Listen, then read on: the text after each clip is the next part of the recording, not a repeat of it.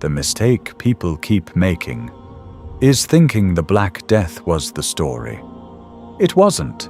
It was the opening move, because what came after the plague wasn't freedom. It was reconstruction. And reconstruction is where power quietly returns, not through force, through design. Remember to like, comment, share, and don't forget to hit the subscribe button. After the Black Death, labor became expensive. For the first time in centuries, workers had leverage. They could move, they could negotiate, they could refuse. But here's what most people miss. The system didn't collapse. It adapted. Kings didn't abolish markets. They absorbed them. Lords didn't lose power. They became employers.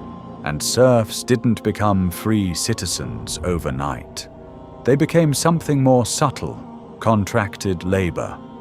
In England, this adaptation was formalized through the Statute of Labourers in 1351, which attempted to cap wages and legally bind workers to pre-plague pay levels, a clear signal that freedom was being administratively recontained. Because freedom without structure is unstable, and unstable systems always get reorganized. We always tell the story like the peasants won. They didn't. They got mobility. But mobility is not ownership. The real winners were the ones who understood the gap between chaos and order. That's where families like the Medici stepped in, not as rulers of land, but rulers of flow, money flow, credit flow, information flow. Florence didn't dominate Italy through armies. It dominated through banking networks that extended from London to Constantinople. Because after the Black Death, Europe stopped being a land economy. It became a liquidity economy. And liquidity always needs handlers. Look at what happened in the decades after. Kings needed money to rebuild armies. Cities needed credit to restart trade. Churches needed funding as legitimacy fractured. And all of them went to the same place: private financiers. People like Cosimo de' Medici didn't conquer Europe. They financed it. And that changed everything. By the late 15th century, multiple monarchies were already trapped in cycles of sovereign debt, borrowing repeatedly from the same banking houses to fund wars they could no longer sustain alone. Because once a king depends on your ledger, you don't need his throne. You already own the constraint. This is the first time in history power stops being physical. No army, no land, no crown, just accounting. And accounting is powerful because it is invisible control. You don't see it. You just operate inside it. Double-entry bookkeeping, refined in Renaissance Italy, made this possible, turning power into something measurable, auditable, and enforceable without violence. And once that system matures, you get something new in history. An empire without borders, built not on conquest, but on dependency. After 1347, everything repriced. Labor went up, land went down, cash became king. But the deeper shift was this. Uncertainty became profitable, because when everything is unstable, the people who manage uncertainty win. That's why merchant banks rise.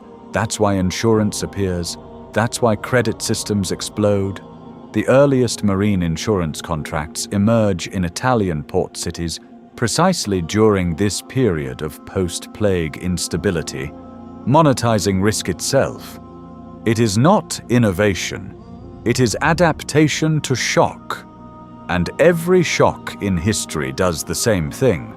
It removes old anchors and rewards whoever builds new ones fastest.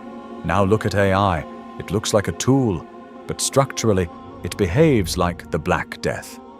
Not in death, but in displacement. Because it removes predictability from labor. A task that took years now takes seconds. A skill that took education now takes a prompt. That is the same economic shock as 1347, but compressed. Centuries of labor repricing happening in a decade. And when that happens, the system doesn't wait for people to adjust. It rebuilds itself around access. After the plague, control shifted to banking houses, credit networks, merchant guilds. Today, it shifts to something similar, but less visible. Not land, not money, but compute. Because whoever controls compute controls productivity itself. And productivity is just labor in another form. So the new structure looks like this. Cloud providers, AI model owners, data infrastructure companies, platform ecosystems. They don't employ you, they route you. And routing is the new form of control. In the medieval world, you needed land to survive. In the AI world, you need systems to function. That is the shift, not employment, dependency. And dependency is more stable than employment ever was, because employment can be negotiated. But dependency is structural.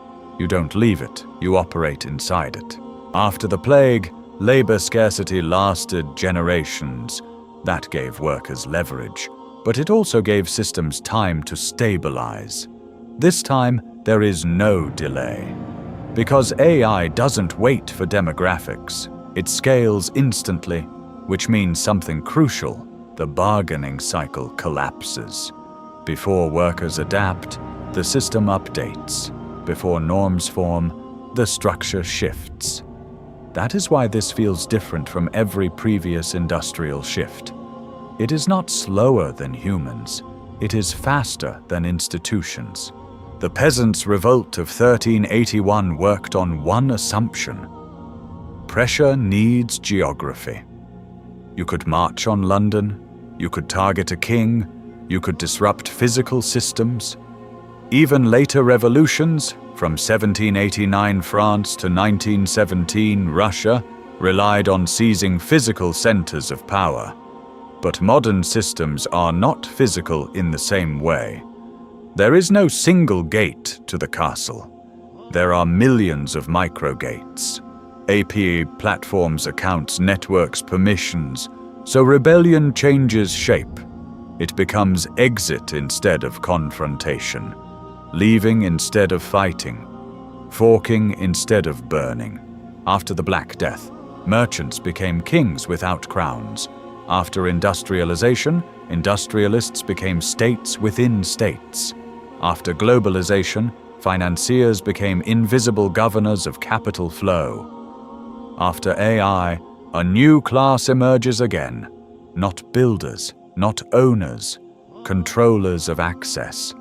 Those who decide who gets compute, who gets visibility, who gets distribution, who gets automation leverage. They don't compete in markets. They design them. This is the deepest parallel with the Black Death. Before 1347, power equals land. After 1347, power equals liquidity. After AI, power equals access. And access is different from ownership.